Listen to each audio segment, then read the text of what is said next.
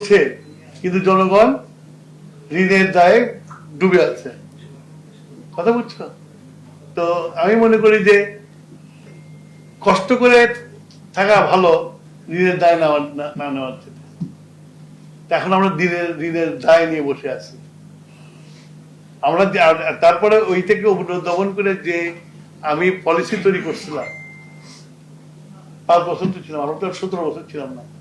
5 বছরে একটা মিনিস্ট্রির সব ঠিকঠাক করতে, বাংলাদেশ আমি ঠিকঠাক করতে টাইম লাগে। আমি যখন পলিসি তৈরি করছি 2004 সালে, রেডিও করছি পলিসি, তারপর পাইছি 2 বছর।